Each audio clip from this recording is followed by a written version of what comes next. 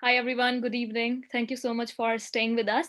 And proceeding with the last session for the day, hosted by Thiruvananthapuram chapter, we have Raji Matthew, who will be sharing his experiences and lessons learned as a program manager.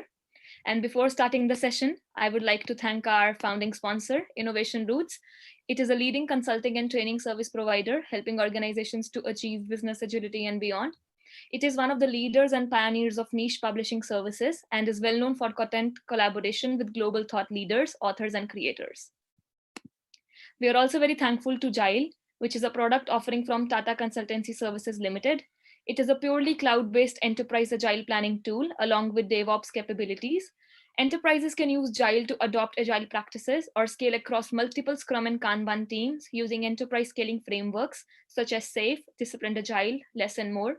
You can also try out Agile for free for up to 20 users for 1 year by signing up at agile.io, or you can also reach out to us for any inquiries or exclusive product demo. Request everybody to check out the Agile page on Agile Network India website for more information. Reggie, we would like to welcome you and thank you so much for being a speaker at our Trivandrum chapter session. Over to you now. Thank you, Shreya. Hi, all. Good evening. Hope all of you had nice sessions in the daytime. Okay, so yeah, just let me share the screen.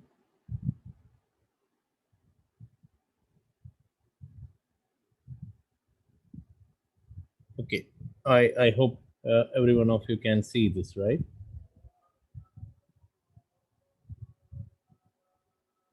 Yes, Reggie, it's visible. Okay, fine, good. Okay, so yeah, so basically, the topic of discussion point here is like uh, my experiences or lessons around DevOps implementation in Agile.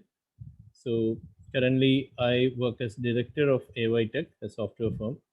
Basically, this session, what we are planning is, it will be a insight or pathfinder for those who are implementing Agile or those who are moving from the conventional Agile mode to tool-based Agile implementation. Okay, because even though many companies are following Agile very effectively, I feel there are still organizations and people who are quite new to it and they face many challenges, and also it may be a bit handy with whatever I share uh, among you all. Okay,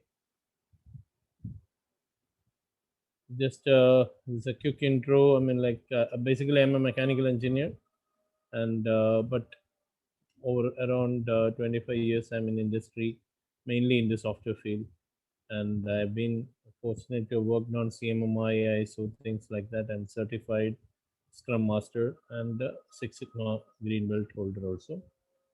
I do prefer taking sessions and all. And about 2 years back, I started a company of my own based in Kerala. So that's at a very high level. Okay, so what we gain out of this? Okay, why we should go for automation in Agile and the different tools.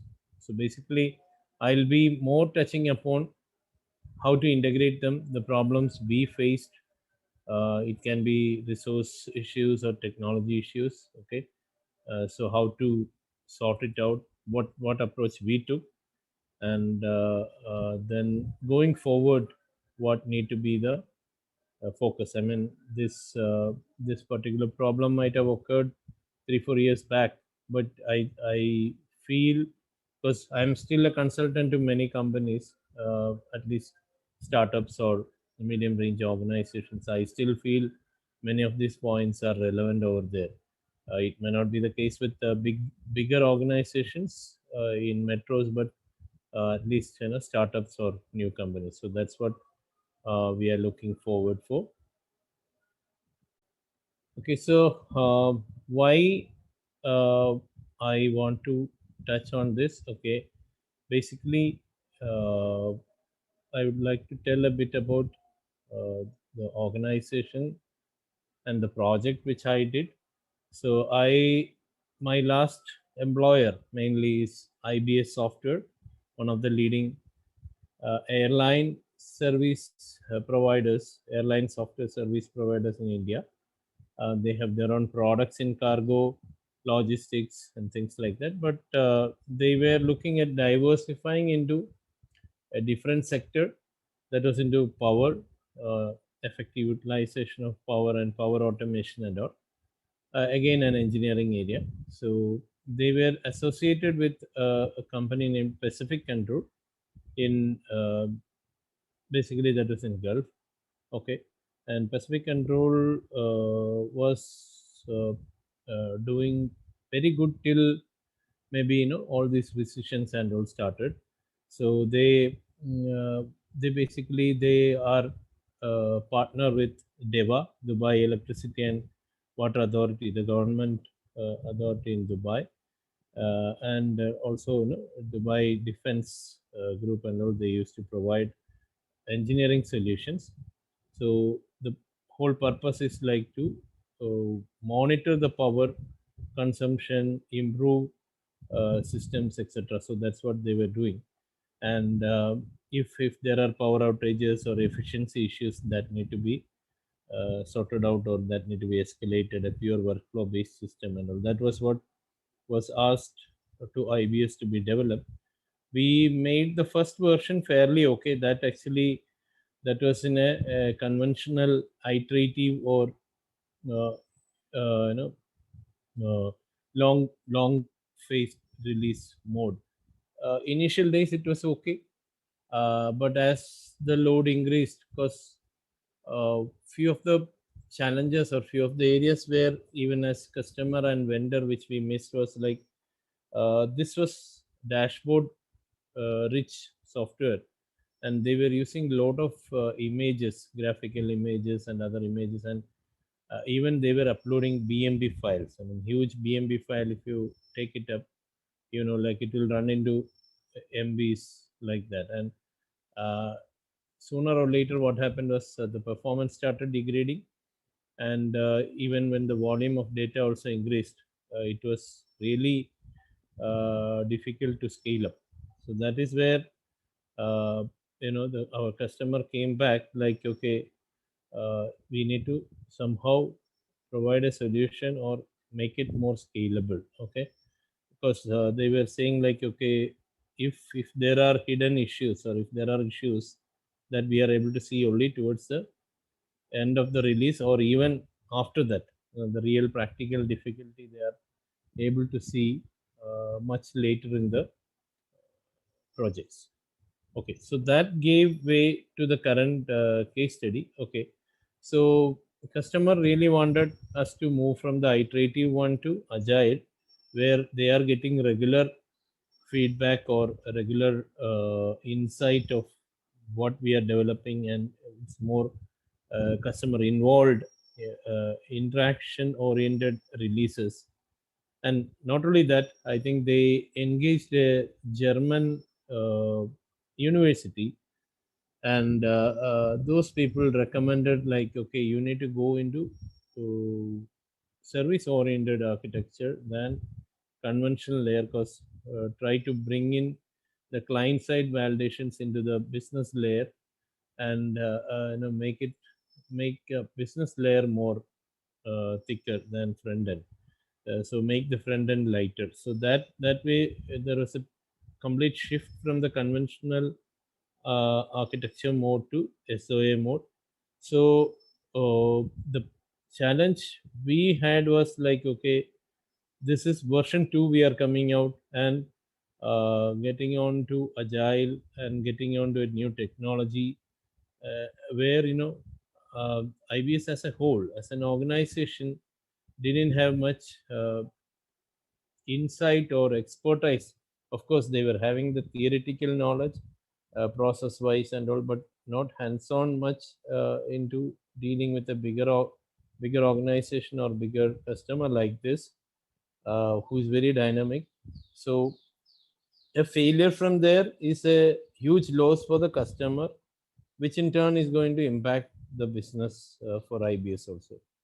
and but the benefit was that we had quite a good number of young folks. I still remember we had around average age of around 23, and again that gives way, like the technology strength or their exposure will be much less, which is quite natural when you go with the younger workforce.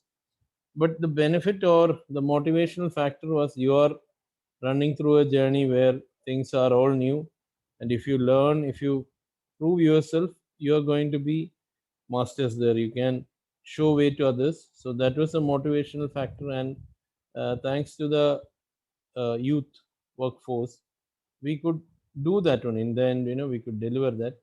But the journey was not that as easy as we think or we see nowadays, because there were a lot of hiccups. We'll see what it is in detail. Uh, so basically, the objective was to build that expertise. So, which was not that easy given the timeline, the expectation, the complexity of the system, and all. But at the same time, the benefit was that we have already made version one, so that domain expertise is there, and there were few people who are quite experts or senior folks. So, and then when we really assessed or really evaluated this, we got to know that okay, just simply running agile will not help us, because as you build with features and a lot of regression will be there, a lot of again it may run into performance issues. So from time to time that checkpoint need to be done.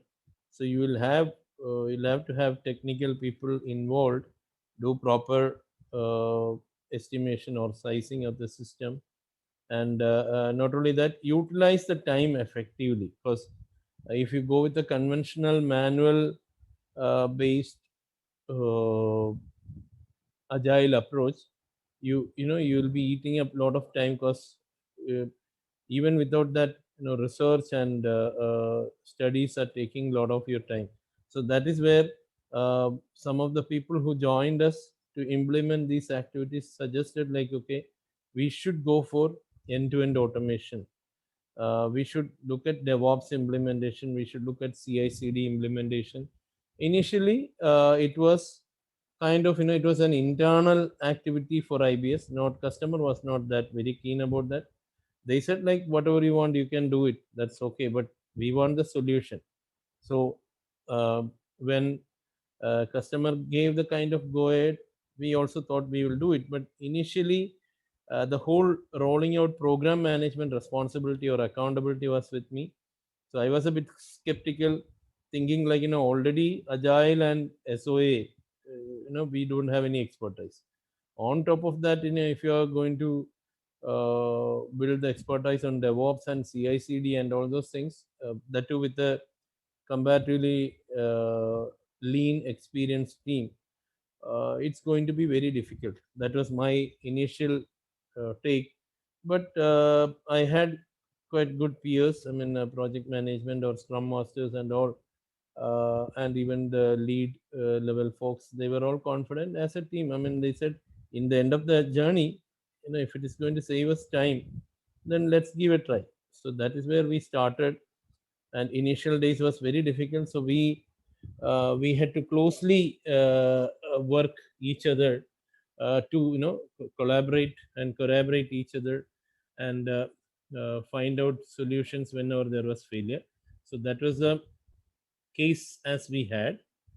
And but a bit of thought was coming at the same time, like, okay, from the workforce or from at least some of the team members, especially. See, I also belong to a testing community or a quality community.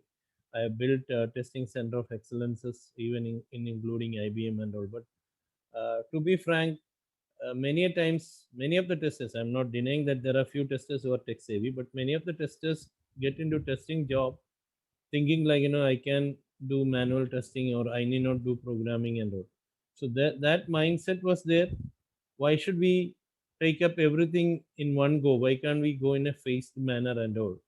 So, you know why can't we do agile manually, and then maybe at the next release or so you go for automation and all. But we thought the other way, like, because if we get into that mode, it will be, you can utilize the time.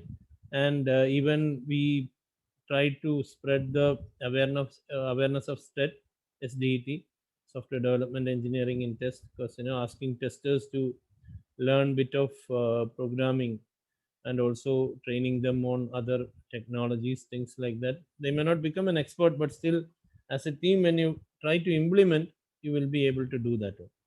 And so we made them aware of the benefits.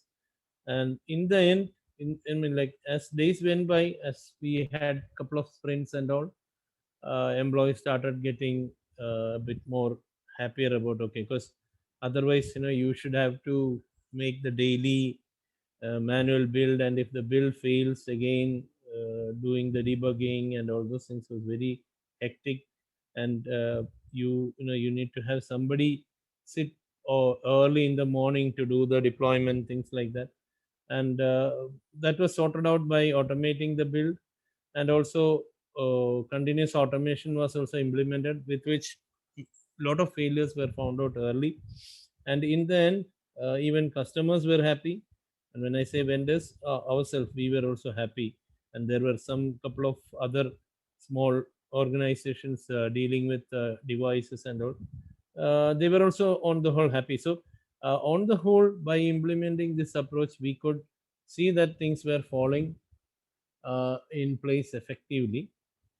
And some of the maths or some of the statistics, see, we know that functional automation itself can help us around 40 percentage uh, additional coverage.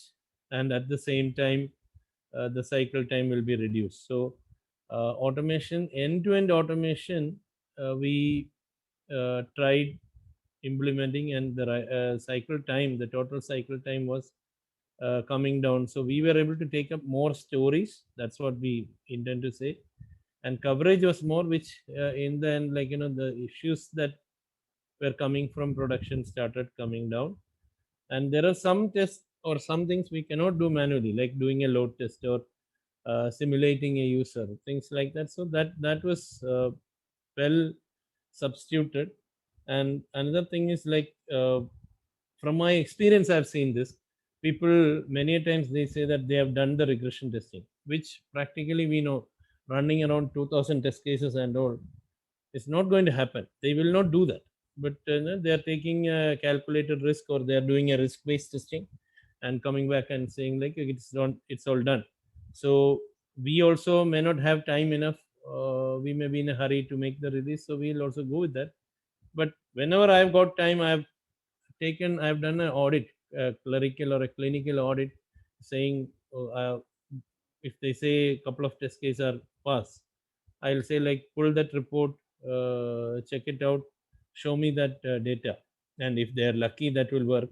But I've seen situations where that doesn't work. So people, if you are intelligent, you don't like to do the same mundane job every day. Okay. So with sprints, we know sprints are in fortnight, or worst case, it's weekly. So every week, if somebody is asked to do the same job once or twice, he or she may do, but not beyond that. So that was one limitation or drawback. So which we could sort out with the continuous automation.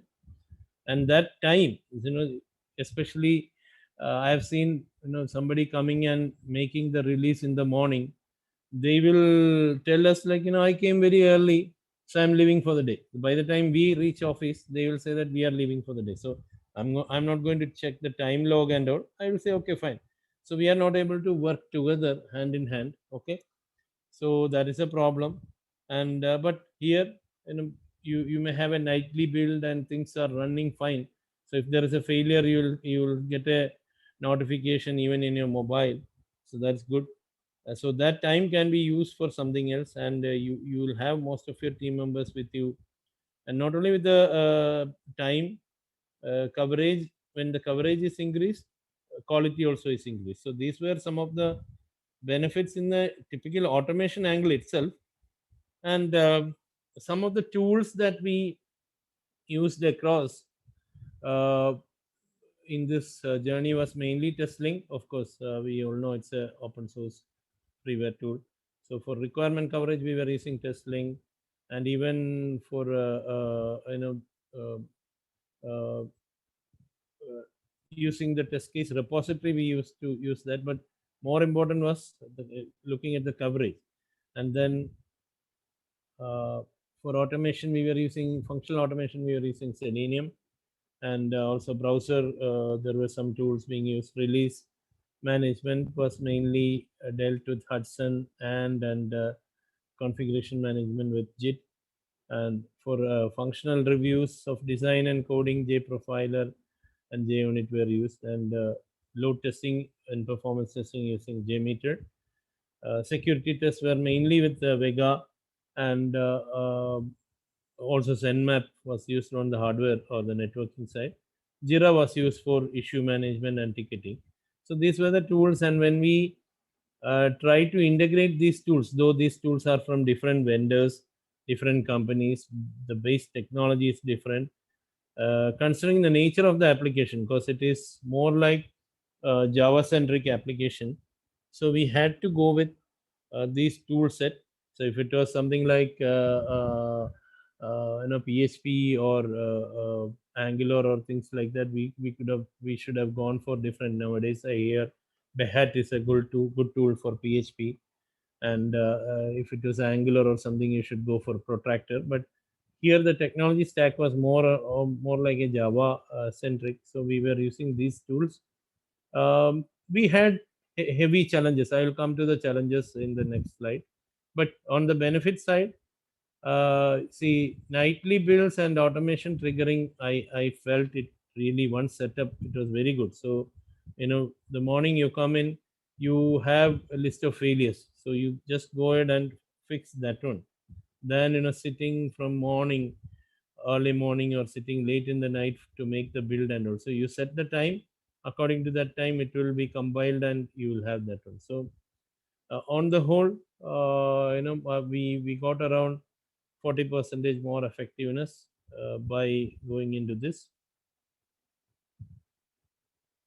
Okay, so yeah, these were some of the typical challenges that we faced.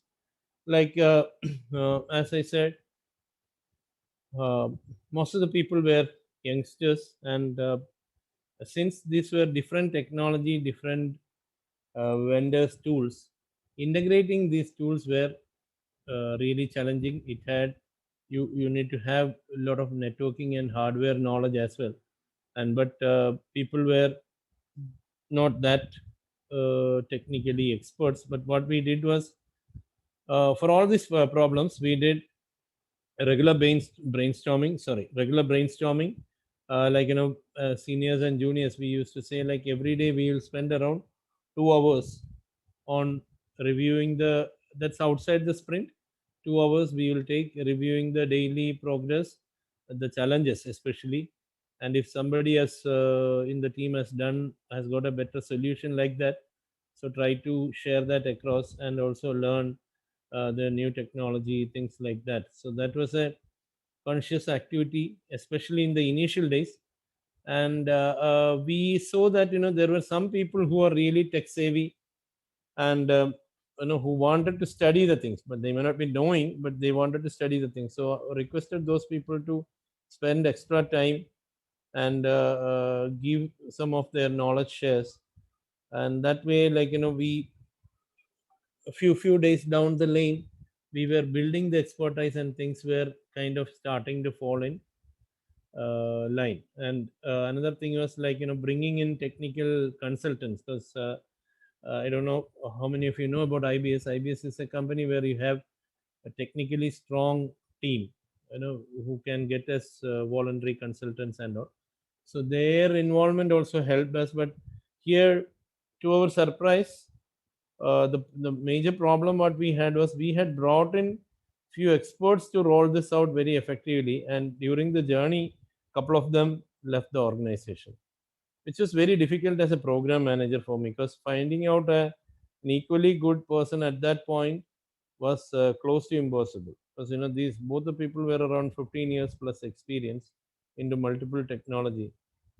But to our better future or better face saving activity, there was another technical senior person who was a very loyal guy, who I think who had worked in UST for around 12 years before joining us. He took the mantle. He said like, okay, not a problem. If I get give me a couple of days evaluating all these junior folks. If you spare us couple of them to implement this, I will teach them and I will do some trial and error, and I will get this back on track within a month. So that, I as a program manager, I didn't have any other option than to go with him.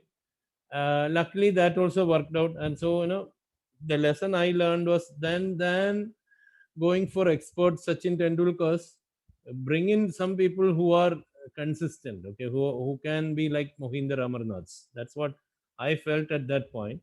And anyway, that's good only. So the lesson learned there is, than building a technically expertise, because that cost was also on the higher end. You need to think about three people with around 15 years experience. That was eating almost 50 percentage of my budget in that project. Okay, so in that, two people went away, and we could manage with junior folks, and the third guy guided or mentored them, and then on the journey was comparatively okay.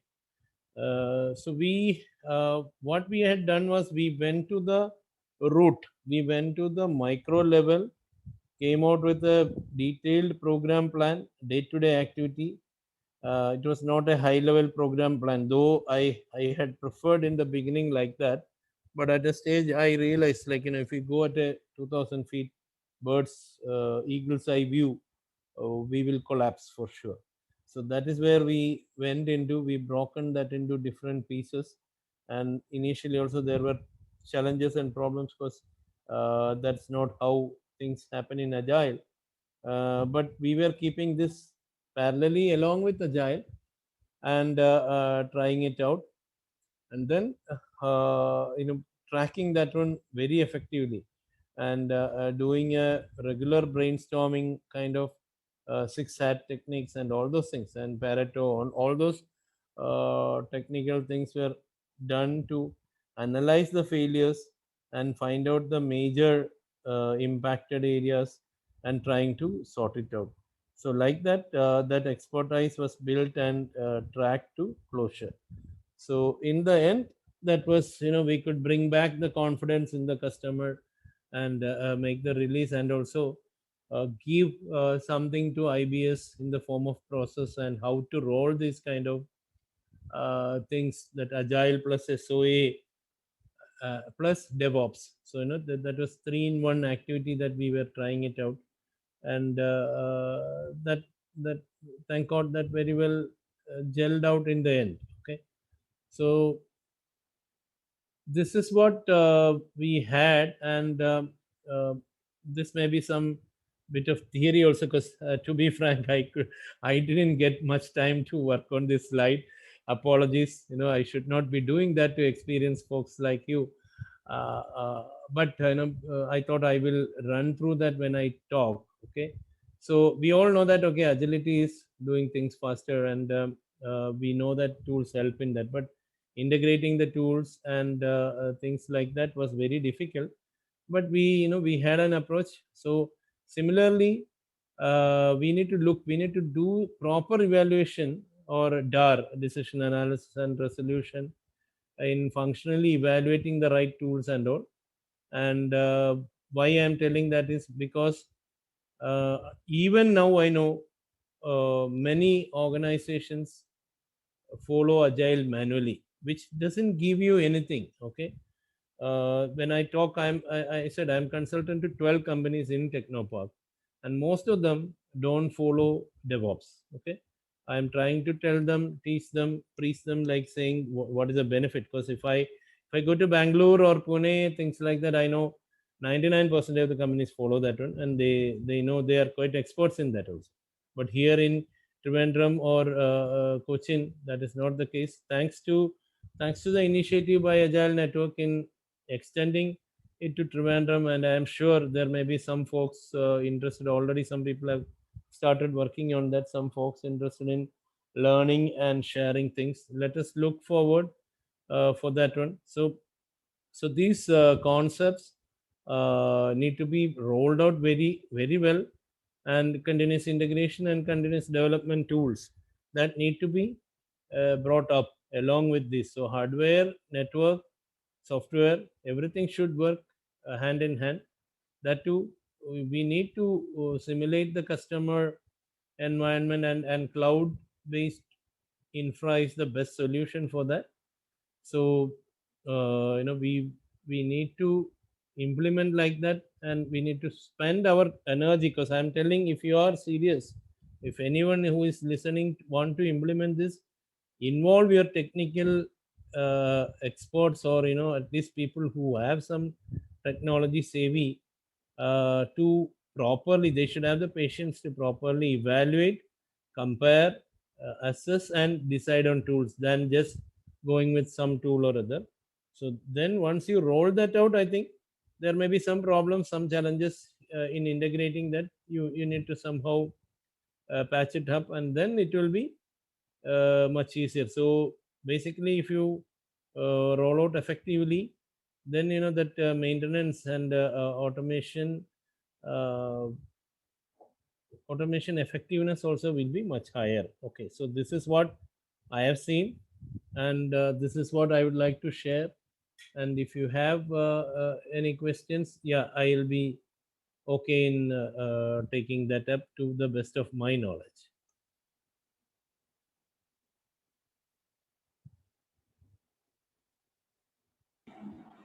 Hello, Reggie. Yeah. Hello, Reggie.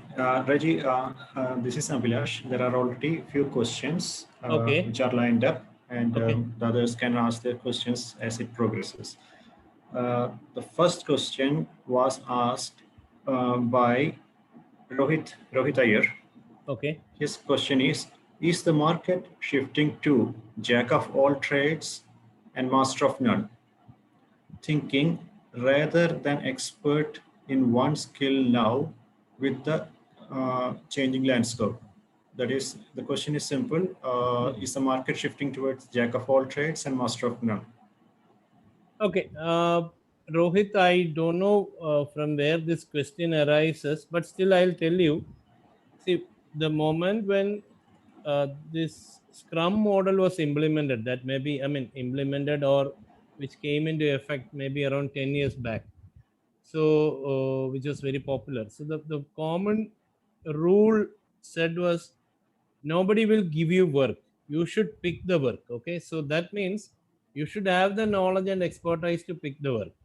And another thing is, the whole concept of developer or tester was not there. So you should be dynamic enough to take up any task. So like that's what I think SDET or SDET as more importance. Like developer should be good at testing, and you cannot say that I am a tester, so I will not test the code. Okay, so ideally that second dialogue or second statement may not be practically easy, but uh, the first one holds good.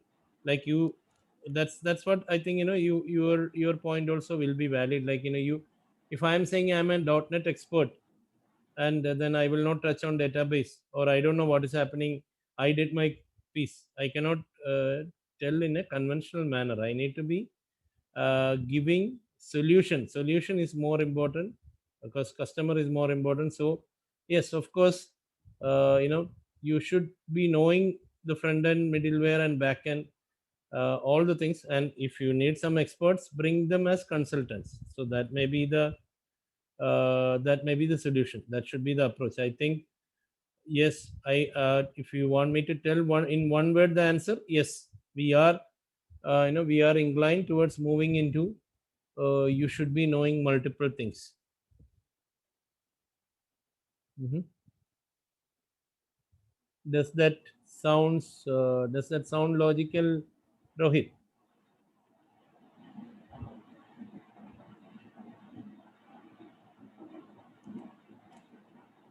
What makes a professional? Arvind, can I continue? Ablash, sorry. Yeah, sure. Yeah, you hit the right second Okay. question. So Okay. please. What makes a professional lead the ship? To be frank, Ragesh, I didn't understand the question. Maybe by poor knowledge. Okay. Is Ragesh still available?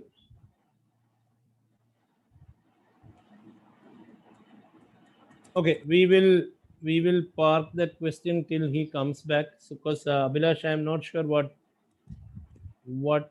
is the point behind that. Okay. Right. Even I am confused, but since the question was asked, we need to speak.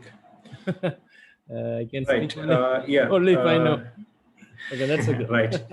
Yeah. Yeah. Tell me. I'm just making an announcement. I'm not switching on the camera because some issues in my laptop. So people have requested me to switch on, so I'm not. But that's not. So I will move to the next question, which Yeah. is Okay. which is asked by Amar. Yeah, What are Amar. the Yeah. What are the Sorry. challenges in implementing DevOps?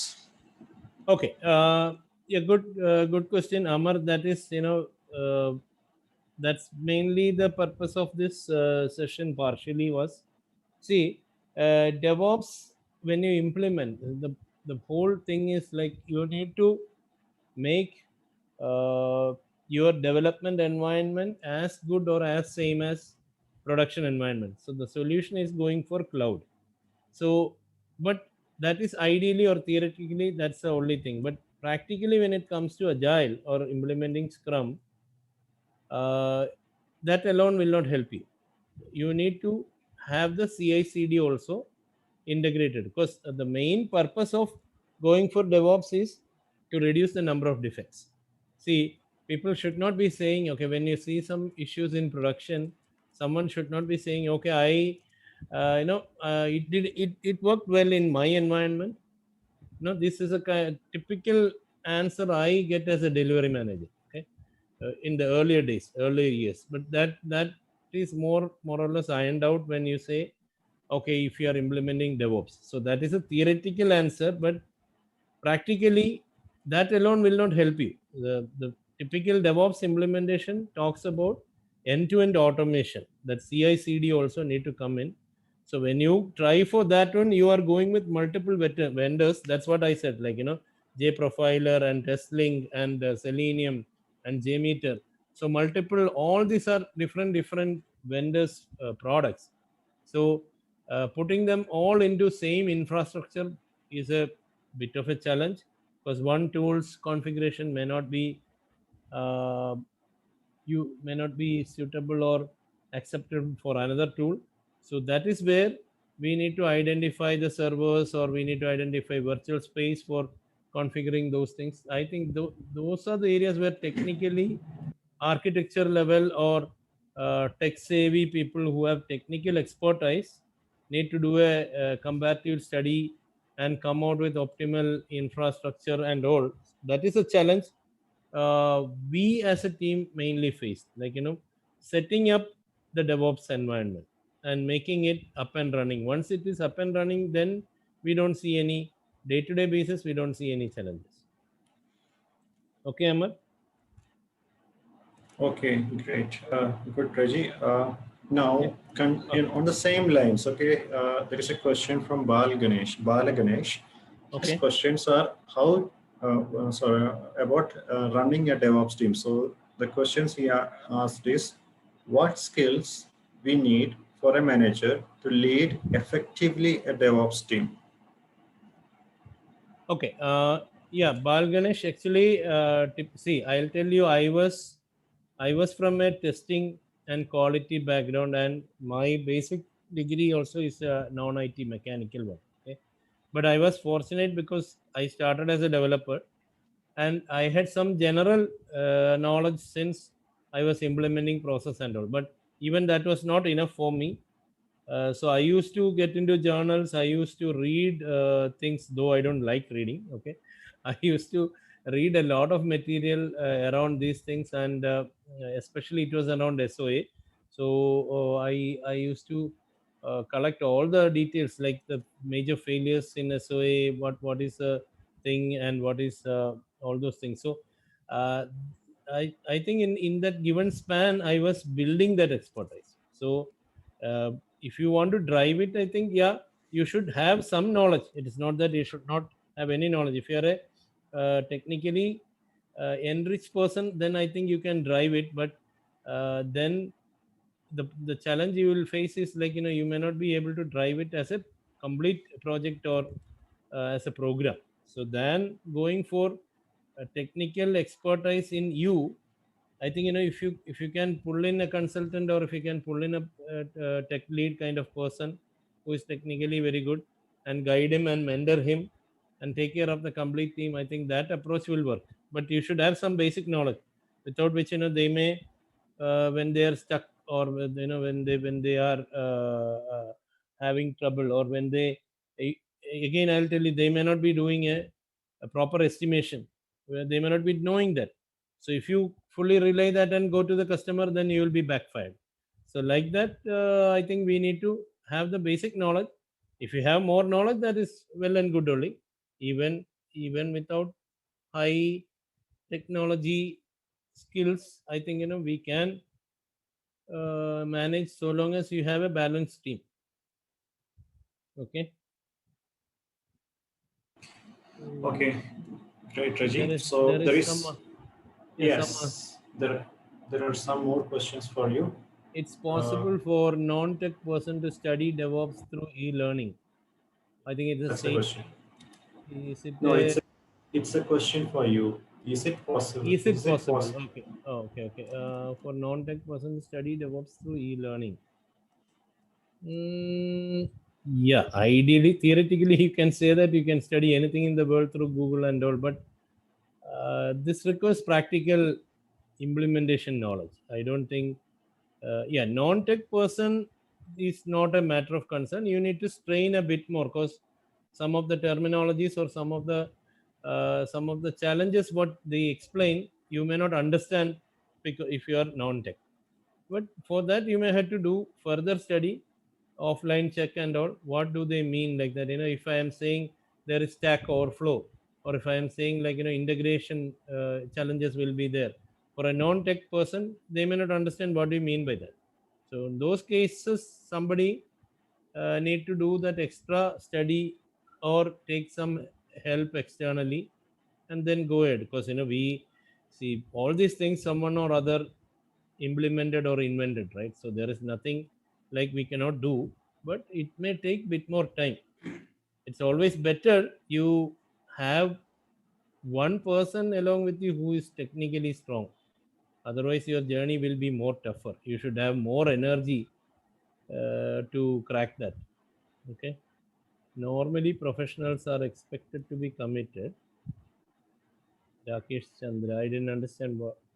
Raji, this is same question. You remember we had a question by Rakesh, which first was what What makes makes a a professional leave the professional ship? leave the ship? Yeah, so it's the Rakesh again, and who wrote some more question.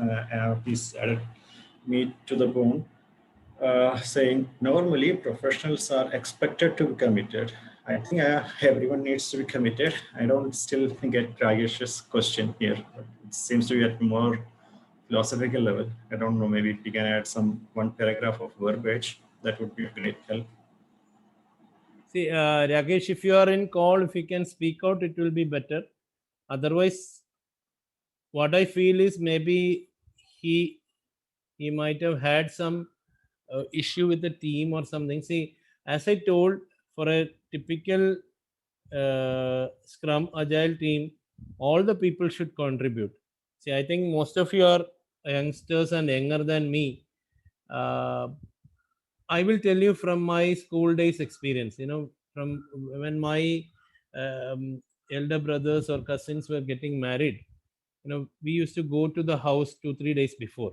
And it is really interesting. I don't know, you people get such an experience anymore, because nowadays we outsource everything to marriage parties or event management team and all. But the scene in the bigger family, or combined family and all, is totally different. Like, each person will take up one challenging task. They will run around see to it that that is getting over by the time of marriage and all. So like that, you need to work as a team. That is a whole concept of Scrum and all. So when you say what makes a professional leave the ship, I assume he or she is forced to go out of the team due to some conflict in issues. And also these conflicts and issues are more evident in conventional life cycle models than in Scrum, because in Scrum you don't have time enough to sit and think about other things. I mean, like there is no concept of manager. It is more like Scrum master. So those things will not come up much evidently, but if there is a lot of ego trouble or things like that, that may induce a professional to leave the group. I think that is what he is asking. And again, uh, is professionals are expected to be committed. Yes, when you, that's what I said, when you work as a team in Scrum, you cannot say that you are a Sambar expert or an some other expert. You are supposed to work as a team member. There is only one definition: team member. The objective is to satisfy the customer. So everybody is equally important. And again, Scrum master is not a dictator. Scrum master is uh, facilitator. Okay, he or she should support the team members. So that way, yes, all the people need to be committed. I think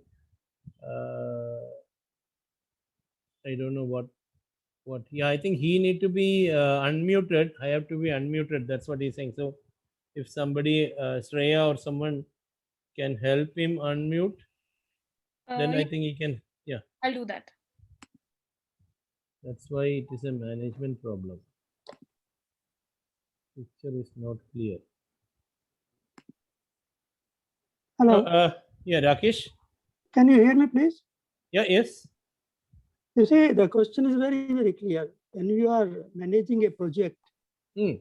and you notice a very important professional leaves, it requires a introspection within the management people. What makes him leave? Oh, okay. Is it the environment? Is it something personal with him, or a communication has stopped? That is the question. Okay, fine. This is purely a resource issue which is not in the scope of this discussion, but I don't mind answering that considering my experience. See, it has nothing to do with Agile or DevOps implementation. Okay, this is of course, in a typical company like IBM and all, if a guy is leaving, the manager will be on toss. The manager will be asked, like, I think Abhilash and I work together, so Abhilash may be knowing that very well. That is what I meant. Yeah, so that that has nothing to do with Agile. See, there may be different reasons. Okay, as part of exit process or something, the HR need to find out why, if the resource is very good, why that resource is leaving. Okay, so that's why we have human resource or business HR partners in the organization. It's their headache to find it You out. see, I come from a long inning with Siemens, and Okay. we are taught that the team lead is everything. He's a HR also, he's accounts also, he's admin also. And if anybody from the team leaves, it is the question. Team lead is the questionable person, because Okay, I mean, he has to know the pulse throughout. It has nothing to do with agile or non-agile. I remember in one of the interviews when I think in IBM, I was sitting with my boss and we were doing a interview, and my manager, he asked this candidate, why are you leaving that company? He said, my manager is I'm not able to cope up, or I'm not able to work with that guy. My manager is not good. I put minus mark for that, but my boss in the end said, why are you putting minus mark? I said, what rubbish is he talking? Why should he tell about his manager like this? But my manager told me, hey, come on here, he has told the truth. He is telling that he cannot work with his manager. So mostly it is his manager's fault. Who knows? At least if he is confident in saying that I can't work with him, that shows that manager is a failure. It doesn't say that he is a failure. If he was a failure, he should have he could have said something else, some other reason, not this reason. So what he says is correct. Many cases, this is a management, what is it, when we study MBA, this is a management thought process also. Like, and if the resource is very good and the resource is living not for salary hike, then his manager need to be screwed. Okay, so that's a very simple logic. There is no other question. Thank you. You got the message. Yeah. Okay. Good. But again, I'm telling that has nothing to do with DevOps. No. You see, nothing to do with DevOps. And when we are asking question, you see, we are any project you do in any methodology. Correct. The management is most important activity. Yeah, which involves and includes people management. See, that process is one side. That is clearly being honored in many good companies. I'll tell you, I have worked with 2-3 companies, and IBM and UST. I've seen 2 companies. They maintain very good standard in this case. I mean, like, even if your resource is not completing a work, you cannot use any unparliamentary or unprofessional words. You cannot go and tell him something like, in his conventional language, poda and all. You cannot tell. If he or she is complaining, that is like an harassment, and that will be taken as an act against a manager. You have different ways of talking to the employee. Like, if it is if the employee is not contributing, you formally go it, but there is no need for going with a verbal abuse. So some case, he or she, if HR involves, maybe may get motivated and may contribute, but this particular word or particular approach by the manager may spoil the brand of that company itself. What if he or she goes out and says that, no, IBM is a very bad company, though we know that it's not. But what if he or she is saying, people will start thinking, right? So that need to be taken care. Thank you. Okay. Yeah, good. Raji, there are no further questions, but I would like to ask you one question. Okay, don't put me in trouble. Okay. Yeah, go ahead. No. Right. So you said about Scrum and DevOps. So normally, how do the companies start? They start the Scrum and then they add the DevOps, or they do it together as your case was? See, theoretically, DevOps. See, Abhilash, you also, since you are a or at least you were a technical person. Theoretically, ideally, DevOps has nothing to do with Scrum. DevOps means you are bringing the production environment into your development environment, and that is that you expand that development operations. What you see in operations, you need to put that into development, so that you are ironing out all the infrastructure related challenges. So many of the problems when you see may not be functional issue. It may be a environment issue. See, you know, right? In UAT, you cannot do load testing. Why? Because the environment is very lean. UAT's purpose is only to do a functional evaluation with very limited set of data points. So there you cannot do a load testing. So similarly, there are different environments, but if you replicate the production environment into your development environment, then you can save lot of effort in identifying the issues. That's what they say. So that is theoretical, but DevOps implication or DevOps implementation got more steam or more importance when you went into Agile. So you are implementing Scrum, you want maximum output, you have, while you roll out Scrum, you have DevOps, you implement CI/CD. All these things should go hand in hand. If all these things go hand in hand, you will get into a position where you can do not just 40%. 40% is a typical Agile implementation, but with tools and everything put together, I feel we can go around 60% more than what we can do in a conventional waterfall model. Is it clear? Yes. Okay. Thank you. Okay, fine, Abhilash. Thank you, and thank you all. So I hope it's all done, right, Shreya? Yes, Reggie. Thank you so much. Yes, we finished just on time. So thank you so much, Reggie, for such an insightful session, and thank you so much, Abhilash, for facilitating it. And thank you to all the participants for staying with us. Okay, cool. Have a nice Saturday evening to all of you. Nice weekend. Bye-bye. Same to you, Reggie. Bye-bye. Okay.